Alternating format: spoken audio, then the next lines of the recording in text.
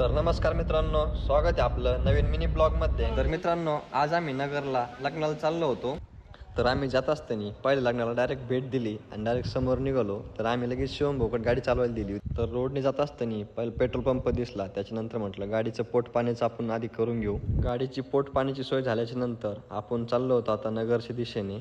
व तुम्हाला हे मंदिर माहीत आहे की नाही नक्कीच कमेंट करून सांगा। तर आता आपण गाडी चालवायला आपल्या मुकादमाला दिली होती। तर आपल्याला लग्नाला जाऊपर्यंत नवरदेव डायरेक्ट मंडपमध्ये गेला होता व त्याने डायरेक्ट लग्न लावून घेतले होते। पण आपला मुकादम डायरेक्ट पळत सुटला होता। तिथे गेल्याच्या नंतर काही का असेना, पण आपल्या मुकादमाचा नवरदेव नवरीला आशीर्वाद देणं हे महत्त्वाचं होतं। तर आपल्या मुकादमाची जेवणासाठी धावपळ चालली होती। तर आमच्या मुकादमाने एवढा मोठा वशील लावला होता की आम्हाला डायरेक्ट जेवणासाठी जागा भेटली होती। मुकादमाच्या पोटात कावळे खोकत असल्यामुळे मुकादमाने पहिला बळी गुलाबजामुनचा दिला होता। तर असंच मनोरंजन बघून मुकादमाचे पोट ऑलरेडी भरले होते। जेवण झाल्याच्या नंतर मुकादम डायरेक्ट घराकडे निघाला होता। आम्ही घरी आल्याच्या नंतर मुकादमाच्या दुकानावरती आपली सर्व टोळी जमली होती। त्यानंतर आता विषय ठरला होता की आज खर्च कोण करणार।